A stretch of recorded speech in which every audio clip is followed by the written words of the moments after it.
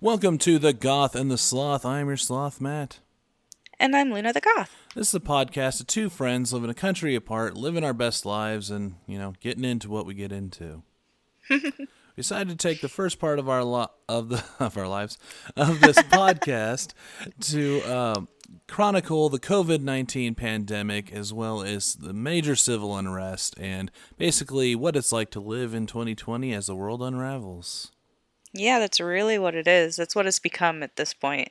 It was pandemic and now it's just life falling apart. Yeah, exactly. How you been? Okay, still hanging in there, still kicking it. That's Just always gotta good. you gotta do what you gotta do. Get through this year. Yeah. What about you? I'm tired today. Very tired. But Oh, you were up late. I was. That's allowed. There we go. Well, let's jump into it. What's going on in the greater Virginia area this week? So in Virginia, it's bad. It's real bad. Yeah. So, we have 118,809 cases, which is up 9,000 from last Whoa. week. Yeah, big spike. 9,512 hospitalizations, which is up about 500. And we are up to 2,568 deaths, which is up about 140 from last week. So, Ouch. like, all the numbers are spiked up. Yeah, that's not good. It's like, I mean, it's always scary every time I see numbers spike like this, but this is scaring me even more right now because we're about to head into flu season, Mm-hmm. and it's like, oh wow, like this could get really bad. I mean, like worse. I Yeah. mean, of course it's bad. Like we have 200,000 people have died from this, so it's not like we're not at bad yet. Right. Like we've been at horrible this whole time.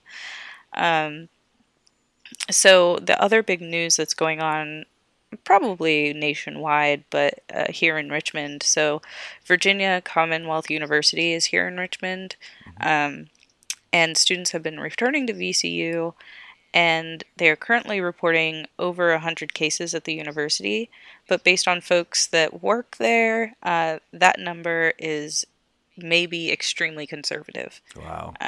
They're guessing it's probably more like 300, but you can't find those numbers anywhere. So I don't know. I really don't know. I don't work there. As of this past Thursday, they're using the Honors College residential hall to isolate infected students. So now there are students in quarantine on campus. Unfortunately, even though the university has been working on like how are we going to respond to this, what are we going to do if there are cases, all of that stuff, they didn't inform the staff that work in that building that this would be happening until Oh, no. like a day before. And so the staff are really upset about it. They feel like the university is just putting them at risk and they don't care. And um, yeah, it's a bit of a clusterfuck. Yeah, It's a bit of a that's clusterfuck. what it sounds like. In addition, there are many rumors about how VCU and a lot of other universities are just trying to stay open past the drop ad date, after which tuition is not refundable, so Oh. that they can, shut down or switch to online only or whatever, but still get tuition. Um, and a lot of people are really upset about that as well.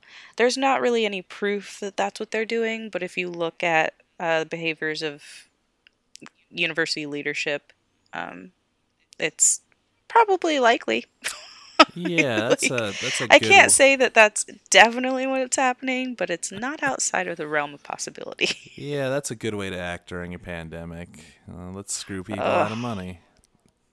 absolutely. Why not? I mean, yeah, so it's just, there's no, like I said, that's not substantiated in any way. I think that they were taking some consideration because there was a big upswelling around that. Mm-hmm. So I think that university leadership may be trying to answer that. I'm not sure yet, but yeah, it's a little wild. Like, And with this, just seeing all those numbers go up, I'm just like, oh no, oh Yeah. no. So, yeah. What about Colorado? What's going on over there? Well, we're actually looking not too bad. Oh, We're good. at 56,773 cases, which is up 2,000 week to week, which is pretty much been on par for the last few weeks. Not Okay. up or down, just steady. Okay. 6,945 hospitalizations. That's 148 up week to week, which is actually double last week. So that's not Oh, good. really? Yeah. Hmm.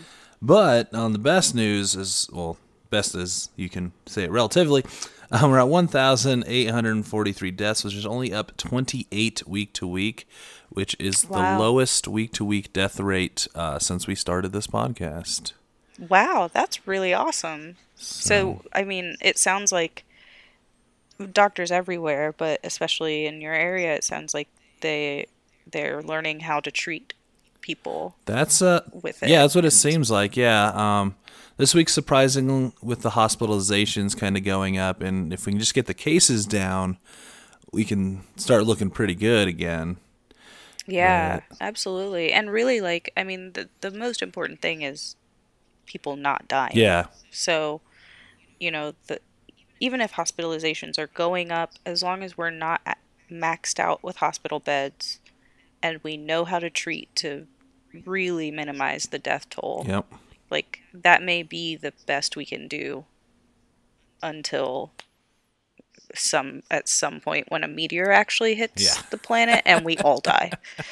Um, No, someone's gonna uncover like a rock under the sea, and it's gonna release some kaiju. That's what's gonna happen. yeah, or all of these things at the Or all same at the time. same Really, time.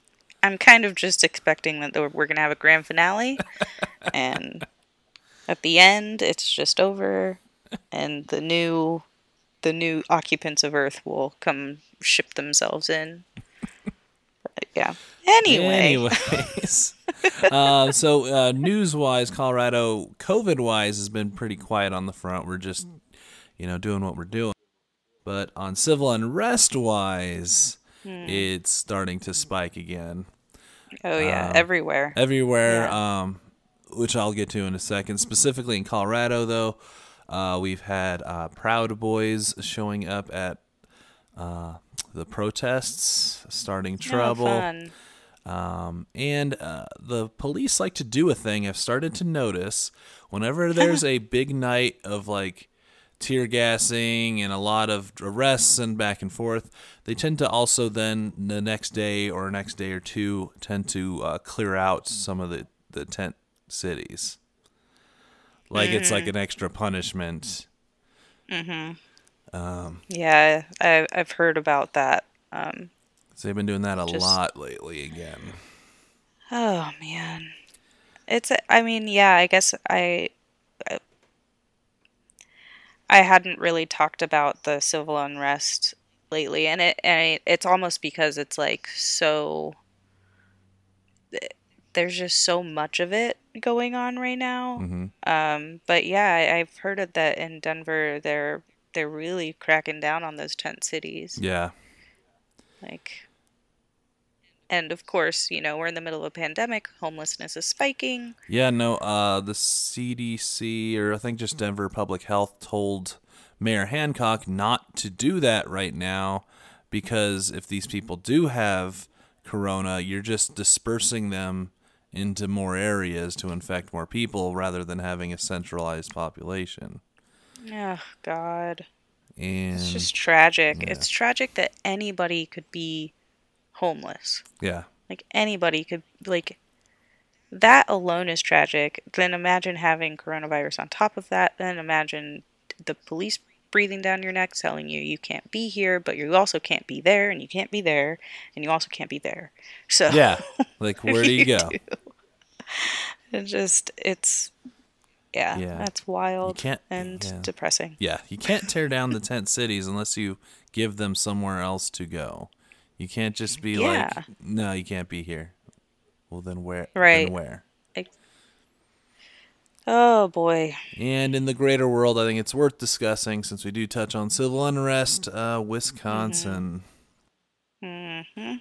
Race scene has been exploding because, unfortunately, I forgot the guy's name, but Jacob Blake. that's the one. Sorry. That's He okay. was shot in the back by police, and there's been 7 times yes, while walking away yep, to his car that had his 3 sons in it. yep. He did not have a knife on him. Like people are like, "Oh, he had a knife." And like I think the police, it had to be the police, were like, "He was brandishing a knife when he was trying to break up that fight." But witnesses say they saw no knife and they only found a knife in the car later, Hmm. like well after he was shot. So there's just so many there are so many stories out there right now about why he was shot, and the bottom line is that it doesn't matter if he had charges out against him, doesn't matter if he had just punched someone in the face, it doesn't matter. No one should be murdered for just walking away from the police. Absolutely. And he wasn't under arrest at the time. Like they weren't arresting him. Yeah. They were just trying to stop him for whatever reason. And it like the whole fight wasn't his fight in the first place. He was just going back to his car to Yeah. leave. So it's just, oh man, it's been nuts. And then of course, what's been making this worse, if you can believe it, is the 17-year-old kid, um, really monster, who Mm-hmm. was joined a militia group that convened, um, in order to protect the businesses of Kenosha from the rioting that happened after Jacob Blake was shot. Um, and he killed a man, shot him in the head, was leaving that scene and running away. All the people were chasing him because he had just shot somebody. Mm-hmm. He tripped and, like, on his own, he tripped and fell. Guess he sucks at running. And the crowd was running toward him because he just shot someone and he's holding an assault rifle. So you can see people in the video trying to disarm him, and he opens fire and, um, shoots 2 other people. And 2 of the 3 people died. Mm-hmm. One person was shot in the arm. It's gruesome. I was unfortunately online when all of this stuff happened, so I just saw someone say they opened fire in Kenosha, and I, like a dumbass, was like, "Oh shit, let me see what's going on." And uh, as soon as I went in, I saw the live feed that everyone's sharing around Mm-hmm.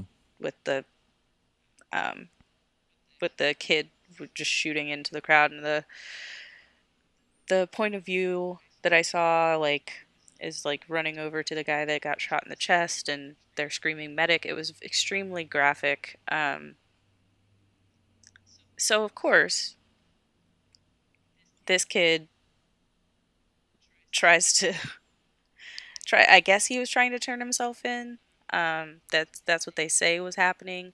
He's definitely walking towards where the cops were with his arms up, and the crowd was saying he just shot people, he just shot somebody, and the police drive away. And he ends up getting to go home to Illinois, and he gets arrested later. Yeah. Uh, so, yep, that happened. And the uh, I think maybe the most depressing slash discouraging thing about it was that the right wing, um, folks are calling him a patriot and a hero, Mm-hmm. and I can't cope with that. Yeah. I just can't. I can't do it. There's nothing. I just, yeah, No. that's what's happening. Yeah. No, it's insane, and it's crazy that Kenosha, Wisconsin, is a hotbed. Is that's another part of the revolution. is Kenosha, Wisconsin. Yeah. So Yeah, it's wild, and it's I don't know. I just think that um here's what I'm concerned about. I'm concerned about all of the people who, and I'm not saying this like in a derogatory hmm way. It's just a fact of life. People, especially in this century, people are they do a lot of performative stuff. yeah, Performative activism, performative whatever. Um, as long as other people's eyes are on them, they behave a certain way, and that's what we do as humans. We change our behavior when we're observed. Um, I'm really concerned that a lot of the support for the Black Lives Matter movement has dissipated, uh, and I'm not necessarily seeing an upswell in that support. I think maybe people are tired, maybe people are fed up. Maybe they're like a little iffy on this one for whatever reason that I can't understand. I don't know, but I'm concerned that there's not more of an uprising yeah. after this. But if you've seen the video, which unfortunately I did, because it was on TikTok and I just didn't know what I was seeing, and then it happened, and I was like, what? Um, the there is just no excuse for this police department to shoot this man 7 times in the back and then just let that kid go. Yeah, absolutely. So, Or just let someone, even if you didn't, let someone walk around the streets with an armed weapon oh, I mean, at all. Like, it wasn't just him. I yeah, mean, there no, were a ton of exactly. people there. And the police are caught on video thanking them for being there, throwing them water bottles. Um, Yep. so, just shit's gotta change, and it's not gonna happen. It's not gonna happen unless the majority or the people with power in this country put their foot down and change it, because it's not enough for the people that don't have power to do it. Yeah. So, yep. Yep. And do we want one more bit of sad news before as we get into this? Sure. Just keep Pile it piling on.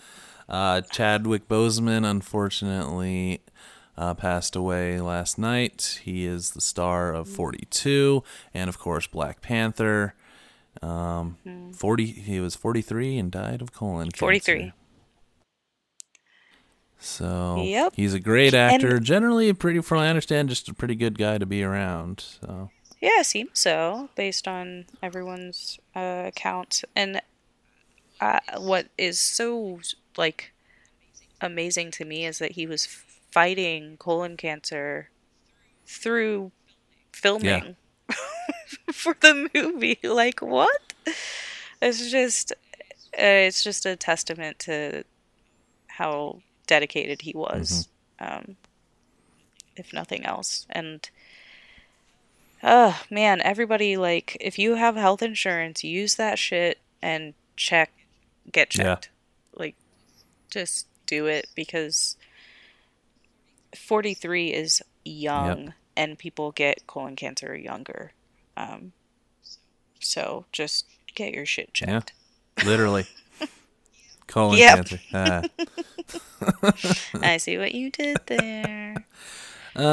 So let's slightly brighten it up. What's new in Luna's world? Is it I don't brighter? know. So in my world, I mean, just dealing with this shit, man. Like, uh, yeah, there's not a lot new. It's just coping with my body, trying to be a jerk, and um, the news. And the RNC was this week. I didn't watch it. I stopped in on the Crooked Media stream for a little bit, and I was like, I can't do this. Uh, it's a bleak week. It is. It's a bleak week out there. So no, a lot new other than bleakness. But you had a show, so what's going on in your Yeah, my world? band headlined Herman's Hideaway for our first time. It was a very small show, obviously, because they had to stop at 100 head count.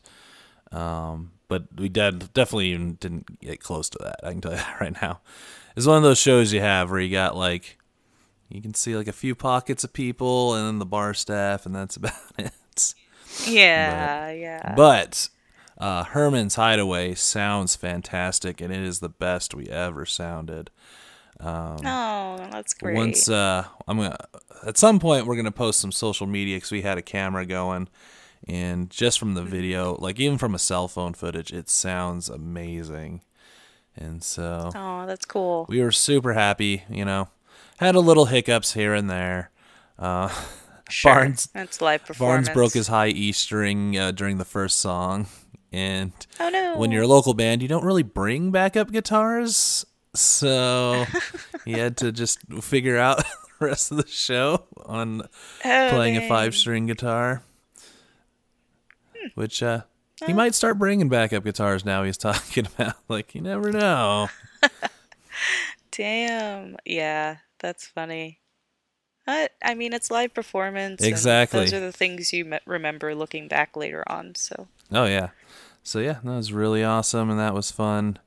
Um, and that's pretty much it new in my world as well. cool. So you want to jump into our topic? Yeah, yeah. So this week, let's talk vaccines. So if you've been listening to the news, you've probably heard the president promise that we will have a vaccine by the end of the year. Ha. That is definitely something that they've been hammering home this week during the Republican National Convention. Most scientists believe that this is exceedingly optimistic and and a potential recipe for a disaster because of the political environment around this promise. Trump is polling very badly based on his response to the coronavirus pandemic. So almost every political pundit and human with a brain could probably bet money that we will see a vaccine announcement in October right before the election. Yep. So again, this is one of those situations where a global health crisis has become political, Mm-hmm. and that's not good. No. I'm just gonna go out on a limb and say it's not good that we are viewing this pandemic as a political issue and not a global human issue. Yep.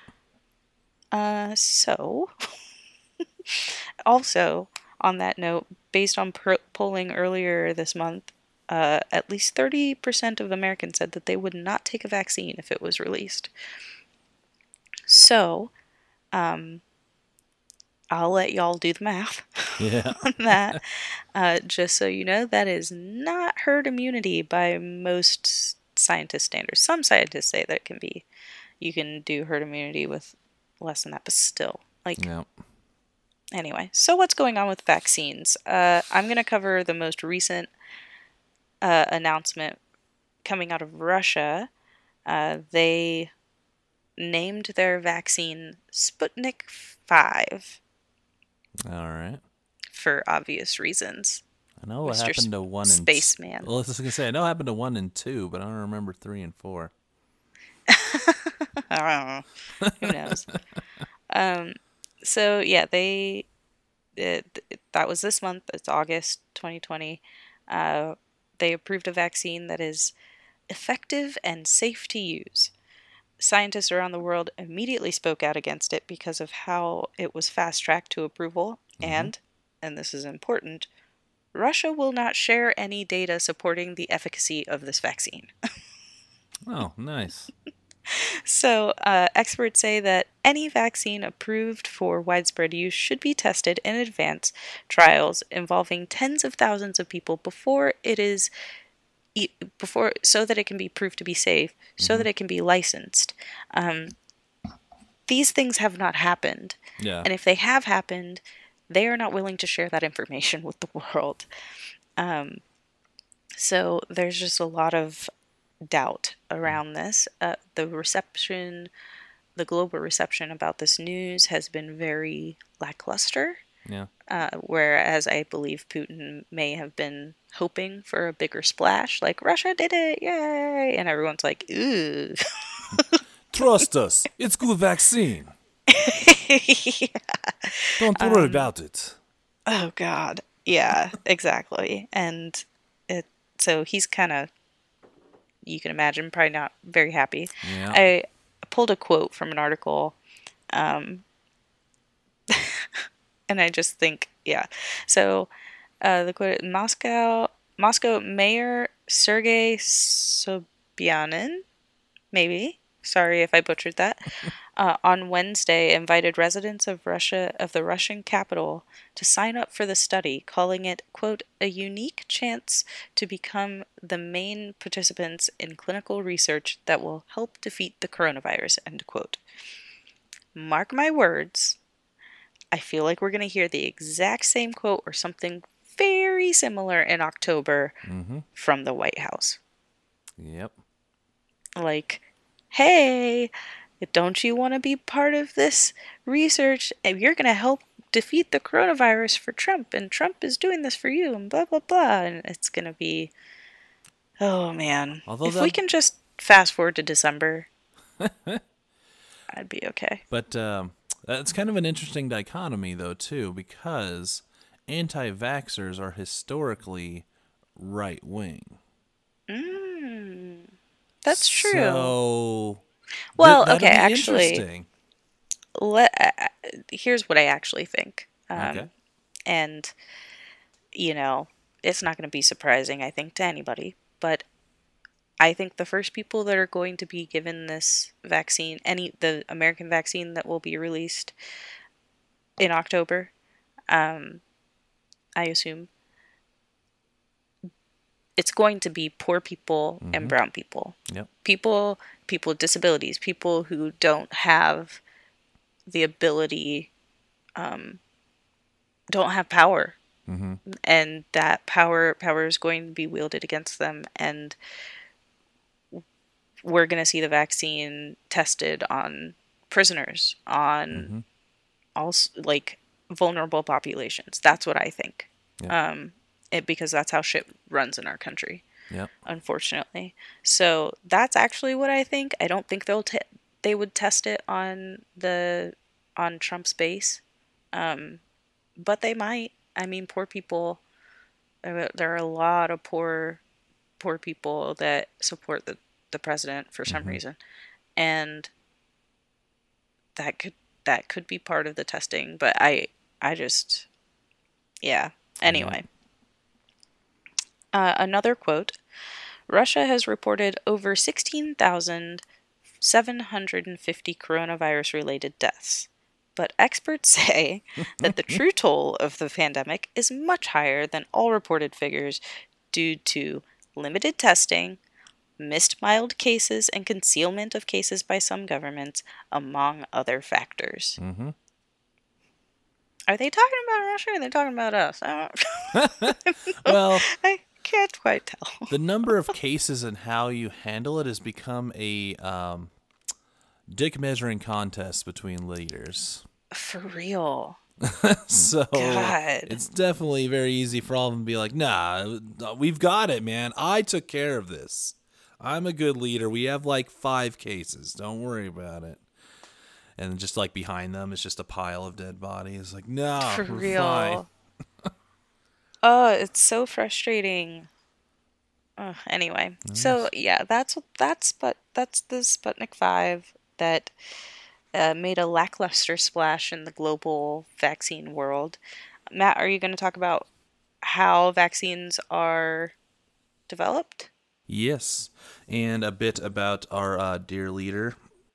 And so 3 months ago, he came up with something I hate called Operation Warp Speed. And that is the fast tracking of a vaccine. Now, here's the thing about that. The average The average time it takes to develop a vaccine that works, like if you take all the vaccines that ever worked and how long it took to develop them, the average time is 10 years. Whoa. Yep. Holy crap. So scientists are being asked to do this in 12 to 18 months. I mean, I get it. Like, we do need a vaccine soon. Like, we're in a peculiar place where a lot of people are dying and our economy is in shambles. Like, I get it. We want a vaccine fast, but that's real. Like, that's crazy. I didn't realize the average was that high. I thought it was like 3 years or something. No, the fastest ever developed that's like been known to work and didn't need to get revamped or anything, it took 5 years. Holy cow. So we are, now there is, I don't want to sound all doom and gloom, because according to the Wall Street Journal, it is possible to expedite it because of prior knowledge of coronaviruses and working with was it SARS and Mira? I don't know. Mostly SARS. Let's just say SARS. Okay. MRSA? MRSA. That's the one. Thank you. I told you I'm tired today. Improvements in sequencing, advancements in bioengineering technologies, government support and funding, and that's where our dear leader kind of came in. And, they're getting the most money that they've ever had to do this. And that's a good thing. But the scariest part is shortened testing timeline. Yeah.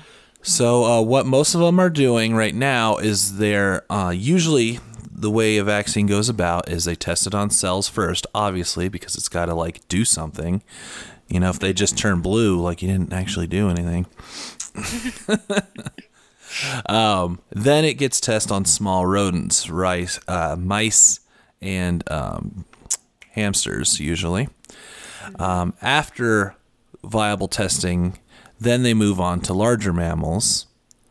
Then they move on to a very, very small test base, usually 10 to 25 people. Then a larger test base up to 1,000 people.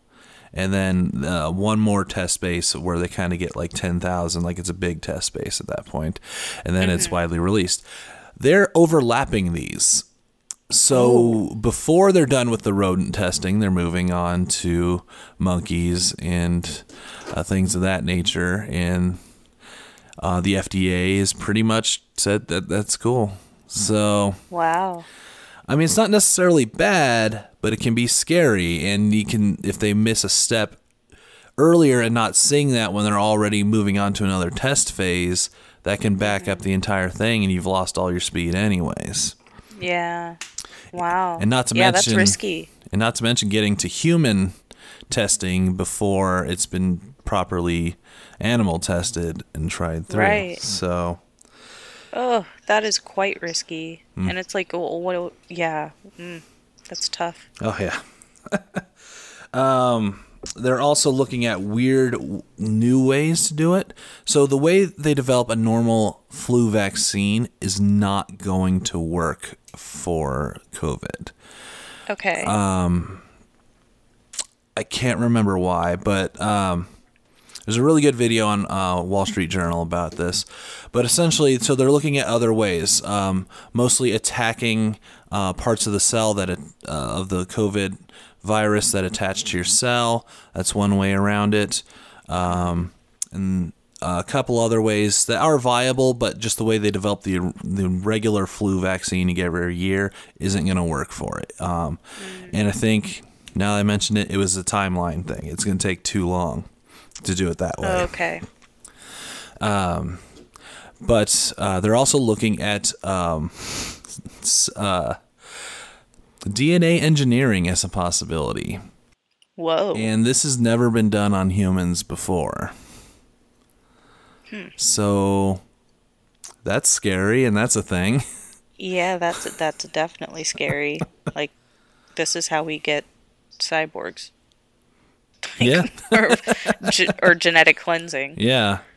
So, but on a happier note, UNC Chapel Hill has some interesting stuff. Oh, really? Now, this isn't going to the timeline for this isn't going to work for COVID, but it could be something because of COVID that gets them the money and the advancement to do something that they call a universal flu immunity. So it's this group called READDI, READDI, Rapidly Emerging Antiviral Drug Discovery Initiative. And they discussed this in February before the virus really kicked off. And it's a way, they're looking at a way to have our cells slow down during flu season so you can't so the flu can't replicate in your own body and then it will just die out. Whoa. And what does that mean, slow down? Just that. It slows down. It's We all go into hibernation? not quite. Like, apparently it'd be more akin to, like, when you take headache medicine, it causes your blood vessels to expand. And so they're looking at trying to, like, take a medication that does something to your body that stops the flu from replicating. Rather than attacking the flu, it's just making it so it can't do its thing. Right. And yeah. that would if this is possible, that would make it so that would be it. That you wouldn't have a different flu vaccine every year. You would have, NyQuil flu that you take during flu season, and we get through it. Whoa, that's wild. I have so many questions. There's crazy. not a lot of information on it. There's another good video I watched about that, though. It's really interesting, and it actually came up before we decided we're doing vaccine stuff. That was talking about why we don't have one yet, which I can also tell you is because the closest thing we have related to COVID is SARS, and there is not a SARS vaccine. Right. Because every time that we have a SARS outbreak, it's a big thing and everyone kind of scrambles, but then it sort of subsides and everyone's like, now we're good. We actually don't need that. And they kind of forget about it. And they lose all their funding. So then they stop looking at the SARS vaccine. So yeah, there's just not a high, nobody seems to have like any dedication toward any medical research unless it's like killing you immediately, which sucks because that's why we aren't ready for this shit. Yeah. Well, I wouldn't necessarily put it that way. I'd say there's some people that really want to, but no one's going to pay for it unless... Yeah, that's what I meant. Yeah. It's the funding. Yeah. Because there's a lot of virologists out there that are really trying, and they've been telling us actually for a couple of years, like, we're due for a super big pandemic. We should probably gear up for this. And everyone's like, no, we're good. Don't worry about it. Yep. Exactly. So initially, our dear leader said, we're going to have a vaccine in January. And that was 3 months ago. And now, according to his most recent speech, we will have it by December or November. I don't know. He pushed up the timeline just randomly, I'm sure. No one probably told him anything. And yeah. Knowing the rich people that I've been around and worked around, they just yell stuff and expect it to happen. So that's, I'm assuming, what he's doing. That is so accurate. God, that is real. They just say things and they're like, so why hasn't it happened? And you're like, what? It's not how this works. You have to do these 400 other things to make that thing happen. Whew. So... and there's a lot of dangers, like you mentioned, of pushing up that timeline and pushing stuff. Even if we get a vaccine that's out and working, they're going to be making giant vats of it to get it out to everybody. And they're going to be moving so fast that if something happens to one of those vats, we're not going to know before hundreds of thousands of people possibly have already had an issue with it. Yeah. And if you think about, like, you were talking about the sped up timelines, and I was thinking about a podcast I'd listened to a while ago, and I think it might have been Science Versus. I'm not sure, but it might have been the New York Times Daily too. I'm not sure. It's one of those two probably. And they were saying that because of this sped up timeline and this warp speed thing, that they are already producing, like they have vaccines in production that may just need to be thrown away. But that's so much money and so much waste Yep. that we would be generating just on the chance that like maybe this would, it's tough, man. Like, yes, we need a vaccine. Yes, this is like a pandemic, but it's also risky. It's just really risky. And it Absolutely. sucks that we don't have a way to do this safely. And what really sucks is that there's a massive part of the population that does not trust the leadership of our country. Yeah.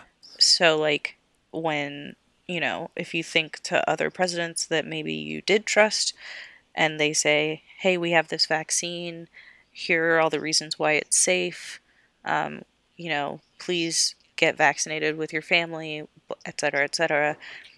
That's not going to happen Yeah. Well, with this guy. yeah, and kind of more doom and gloom, but when you think about it, if so best case scenario, one comes out, it works perfectly, and all that, there's still a very big contingent that wouldn't take it, regardless of how safe it is, regardless of who tells them who has it. There's a reason Oh, why yeah, we of have course. anti-vaxxers and anti-maskers. And the problem with that, in their whole like, well, if your kid has the mumps vaccine, then why should mine? Because he should be protected. They they mutate. So if this whole group of people doesn't get the vaccine, then the virus can mutate, and now the vaccine is completely pointless and broken. Right, and now we all get sick And now we anyway. get sick anyways. So it's very scary. I'd say my biggest takeaway from most of this is I've heard from friends in my personal life and things saying like, oh, once we get the vaccine, we'll be good to go. Like, we just got to wait for it. I wouldn't hang your hopes on a vaccine. I don't, it's a terrible thing to say, but it's like I don't think that's something you should just hang out and wait for. And like, the world will be better once we get a vaccine. I don't think that, well, I mean, it might be a thing, but I don't think we're going to get a vaccine in the time frame that we all want and hope we get. Yeah, yeah, I definitely feel like saying that two things. I think that saying that, oh, let's just wait for the vaccine, I think that that's, maybe something that people need to do to like mentally get through this time. But I agree. I don't necessarily think that that's going to be what like a massive savior that rides in and is like, the vaccine is here. I think we just need to kind of shift the way we live. Yeah. I think that we need to continue with the masks and Exactly. washing our hands a lot and social distancing, and this is just going to be the way it is for a while. Yeah, I've generally prepared myself mentally that this is the new normal till at least mid-2022. Yeah, that's not a bad idea. If we get a vaccine out there and it works perfectly and everything, then awesome. But I'm prepared to just be like, well, I'm not going anywhere till mid-2022. Yeah. Not vacation-wise. And I'm not going to see you till, at least 2022. Yeah, yeah, I know. It's just, I feel like it's a hard truth to accept, but sometimes you just got to be like, because then you get less surprised when they're like, well, this is canceled now. Like, well, okay, yeah. Yeah. Just be like, well, everything's canceled, okay? Just accept it. Everything is canceled. Yeah, it's like I really don't know the next time I'll feel comfortable traveling. Yeah. But I don't know. It's just I'm hopeful for a vaccine. Of course, I hope it comes out and I hope it works. And if there's the science behind it, then of course I'll take it. Yep. But I agree that with the people saying that I'm not going to take a vaccine if the only person saying that I should take it is our president. Yeah. Because I don't believe he has my best interest. Yeah.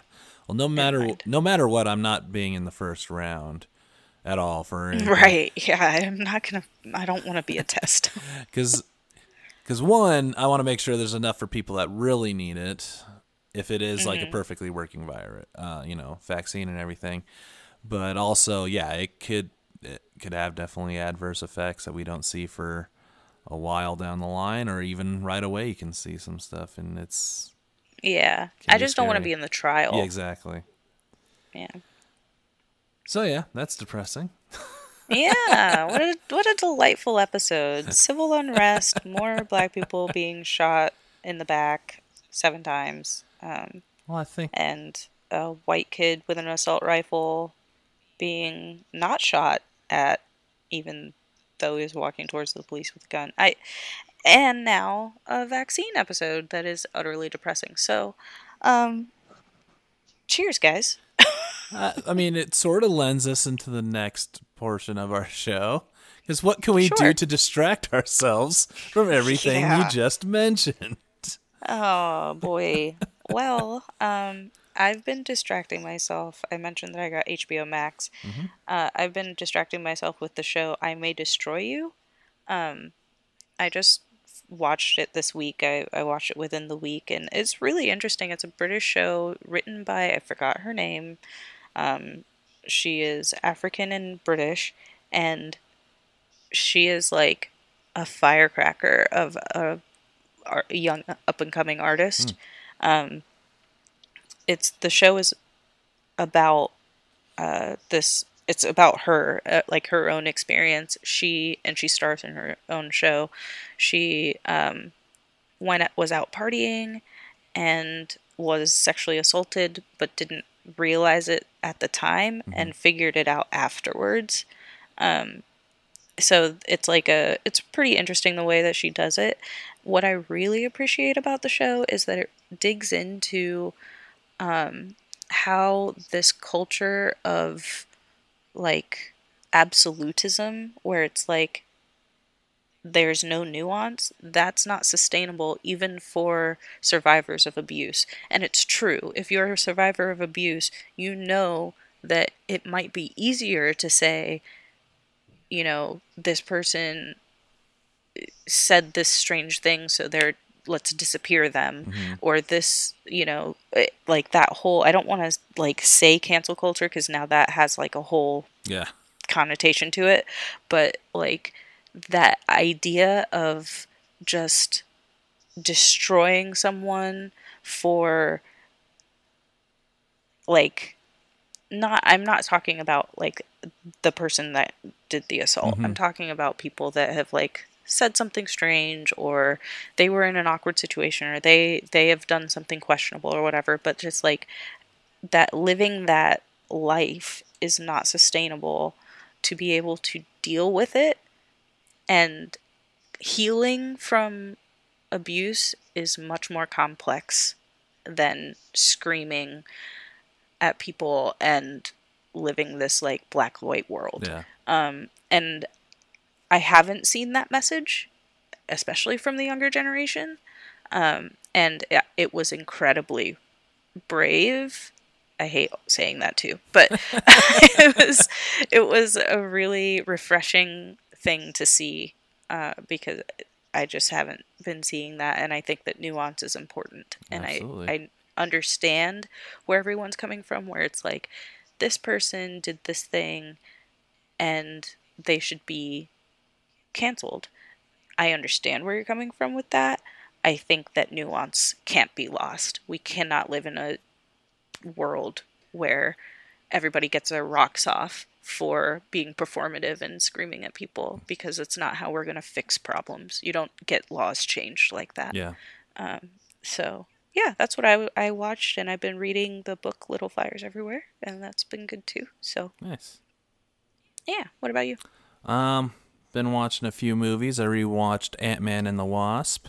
I think it's a lot less in depth than the movie you're talking about, but it has an Ant-Man and a Wasp in it, so Heyo. actually I do enjoy that one a lot. It's I think it gets a bit of a bad rap for being like one of the smaller, Marvel movies, and it came in after Infinity War, but it's like I don't know, it's a good rest between Infinity War and Endgame. Like it's Yeah, it's not a bad the movie. world's not at stake. Paul Rudd's, charming, and Yeah, it's a it's fun a movie. movie. It's a fun movie, yeah. Yeah. And I just watched, actually right before this podcast, I watched Batman Ninja, which is a Japanese anime Batman movie. that Batman gets time traveled back to feudal Japan along with all his villains. It Interesting. is the right level of crazy and is very enjoyable. Oh man. All right. Interesting movie there. But not surprising at all if that's what you've been watching. Yeah, that's about where I'm at is superhero stuff.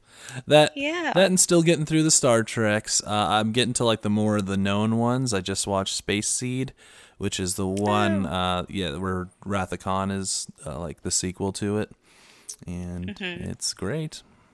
Yay. Yeah, that's good stuff. So I yeah, love it. just watching stuff and then prepping for the show.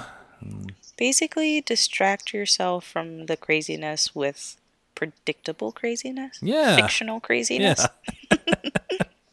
I mean, the stuff I was watching was based on very real issues. Hmm. It was just nice. Like I said, it was refreshing to see something where you could taste the complexity of the Yeah. situation.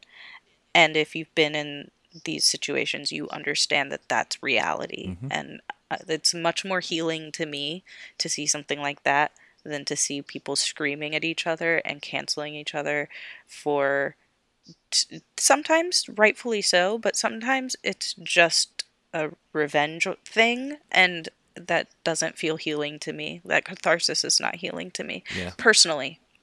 Like I can't speak for anyone else. So from my personal shoes, I enjoyed that show. Yeah. Yeah. All right. Well, then let's get into our favorite part of this podcast.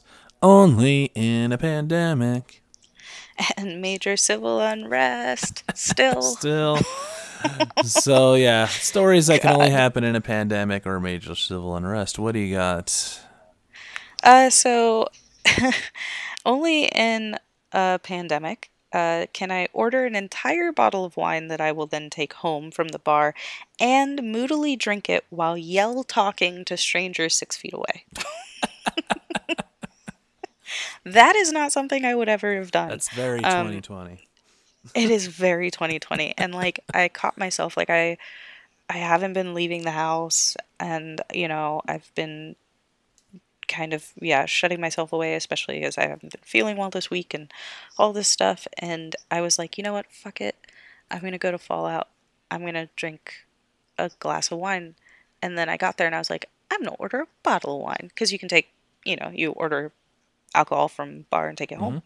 So I ordered a bottle of wine and poured a glass and was just sitting there moodily, like seriously, like almost cartoonish. Like I was like had my head in my hand and one hand on the bottle on the glass of wine. There's a bottle of wine in front of me, and I'm just like sipping it, like very moodily, just drinking this this glass of wine. And then I was like sitting there, and I saw a couple of people that I am familiar with, but not like friends with. Like I just don't know them very Hmm. well. And we started talking about like philosophy behind socioeconomic class in Richmond, and but we're 6 feet away, so there's a lot of huh?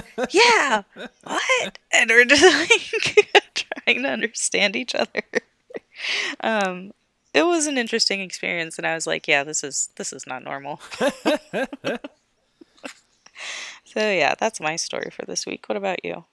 Only in a pandemic will I see a movie because I feel bad for the movie. Oh no. I'm probably going to go see New Mutants this weekend because poor New Oof. Mutants just cannot Mm. catch a break. Although apparently the reviews aren't great, but I'm just like this They poor it was a bad movie. sign. They didn't have a review, like they didn't get reviews. They didn't release it to critics at all Yeah, before they opened.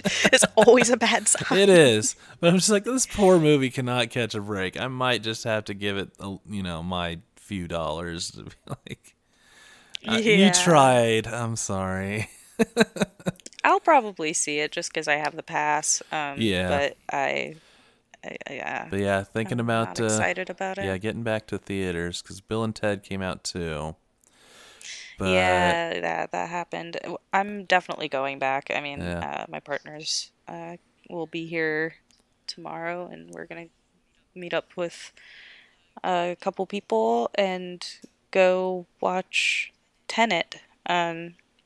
In the pre-release or whatever it is. I don't know, Yeah. whatever. But I'm just gonna be happy to be back at a movie. Excited about everything I'm hearing about their process and how there's like no touch and how you have like a bubble around you of seats. Yeah. So you won't be near anybody, and I'm kind of excited about that. So Yeah. yeah, it's kind of funny that we're going to meet up with other people to sit in a theater very far apart and not talk. Yeah, I'm curious how that works with groups. Because, like, say if you and me go and we pay on our own Mhm. cards, can we Mhm. get seats together, or is it going to force us to have to be separate?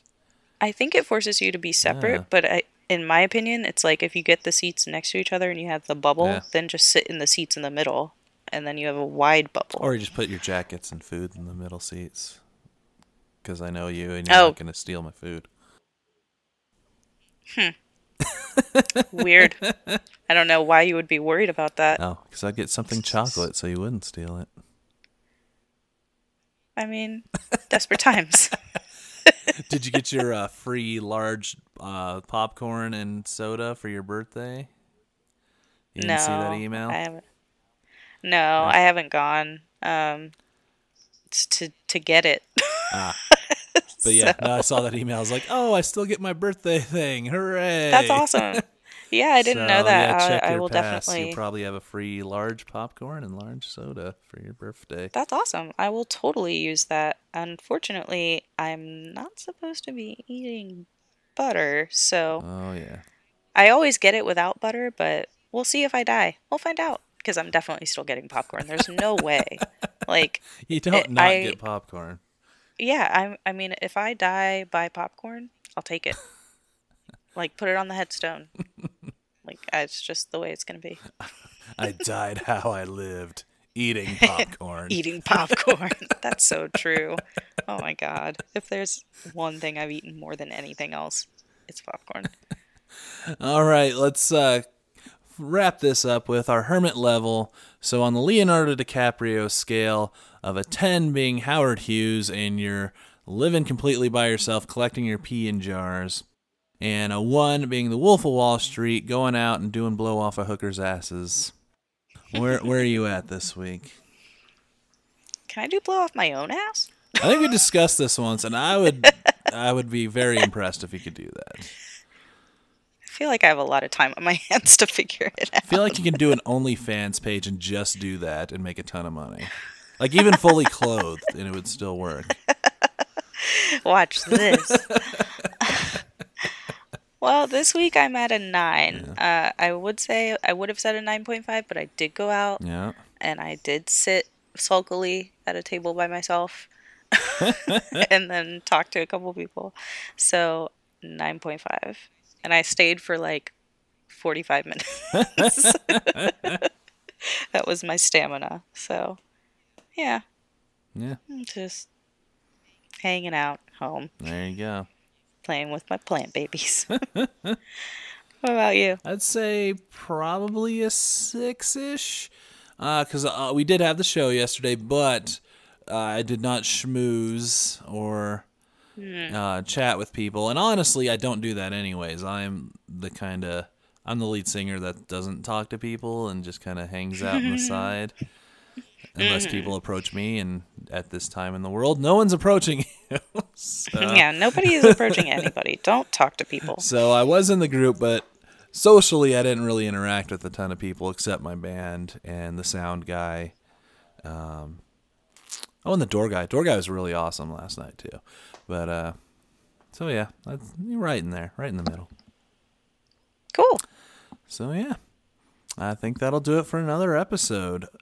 Where can Hell yeah. where can people That's find you awesome. on those interwebs? You can find me on Instagram and Twitter at LUNA_MINUIT. Yep, And if they want to get that's us, where you can find me. If you can find us at Goth and Sloth at Instagram and Twitter. and at gothandsloth@gmail.com if you have any questions, ideas, if you want to bitch about anything, talk to Matt about that. Yeah. Yeah, that's what about you? Where are you and all the You can get things? me on Twitter at wizard_Matt or Instagram wizard cosplay. My band is Leonardo Leonardo. You can find us Leonardo Leonardo Band on SoundCloud and Facebook. And my YouTube channel is Matt the Feral Wizard, where I came out with just another drunk unboxing because COVID, and that's what you can film at home. Yep. Yeah. Drunk boxes. Yep. That can happen still.